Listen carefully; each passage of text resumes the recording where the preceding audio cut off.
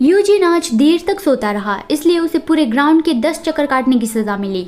वो स्टेफान को अच्छा नहीं लगा। वो गुस्से से साजन के साथ बहस करने जाने वाला था, लेकिन उसके रूममेट ने उसे रोका कि हीरो बनने की कोशिश मत करो, अगर तुम गए तो फिर यूजिन को और ज्यादा मुश्किल पनिशमेंट मिल जाएगी। तो फिर स्टेफान साजन के साथ आर्ग्यू करने नहीं गया। फिर उन लोगों को 5 मिनट का ब्रेक मिला था, तो फिर स्टेफान चुपके से मोबाइल फोन इस्तेमाल कर रहा था। लास्ट टाइम तो स्टेफान माइल्स से मिलने के लिए यहाँ से भाग गया था, लेकिन स्टेफान के पापा के बॉडीगार्ड फिर से उसे पकड़ के यहाँ पे छोड़ के चले गए और माइल्स ने तो उसे ब्लॉक कर दिया था। तो फिर अभी वो उससे कांटेक्ट नहीं कर पा रहा है। उसे चिंता हो रही थी कि पता नहीं माइल्स के साथ क्या हुआ होगा। तभी साजन ने उसे बुलाया, तो फिर स्टेफान ने मोबाइल अपने पीछे छुपा दिया। साजन ने उसे पूछा कि तुमने अपने हाथ में क्या पकड़ा हुआ है। तो फिर स्टेफान ने उसके पीछे कुछ झाड़ियों जैसा था, वहाँ पे मोबाइल फेंक दिया और अपना हाथ ऊपर किया कि देखिए मेरे हाथ में कुछ भी नहीं है, मैं तो बस चुपचाप इस पौधों से खेल रहा था। सार्जेंट ने कहा कि ये सच हो तो अच्छी बात है, अगर लास्ट टाइम की तरह फिर से मुझे सेलफोन दिखा तो फिर तुम्हें बहुत कड़ी सजा मिलेगी। और उसने सब लोगों से कहा कि ब्रेक टाइम पूरा हुआ, फिर से ट्रेनिंग शुरू करो। स्टेफान उसकी ओर मुंह बिगाड़ रहा था और तभी उसने यूजिन को देखा,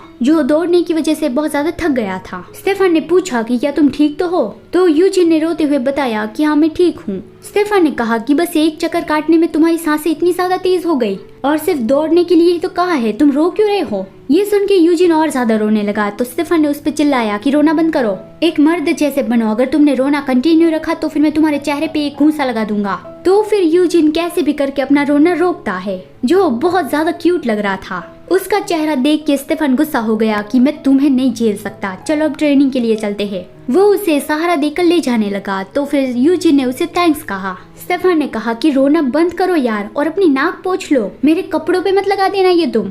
फिर रात के वक्त स्टेफान छुपके से बाहर आ गया, इधर उधर देखते हुए कि कोई उसे देख तो नहीं रहा है। वो पहुंच गया ट्रेनिंग ग्राउंड में, जहाँ पे आज सुबह उसने अपना सेलफोन फेंका था।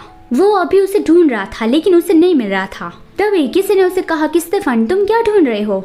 वो था यूजिन। उसकी आवाज सुन के तो स्टेफान बहुत बड़ा झटका खा गया और चिल्लाया कि तुमने मुझे डरा दिया, तुम अभी यहाँ पे बाहर क्या कर रहे हो और सो क्यों नहीं रहे हो? यूजिन ने बताया कि मैंने तुम्हें बाहर जाते देखा और चिंता हो रही थी कि तुम्हारे साथ कुछ गलत हो गया। तो स्टेफान ने कहा कि यहाँ पे क्या हो सकता है।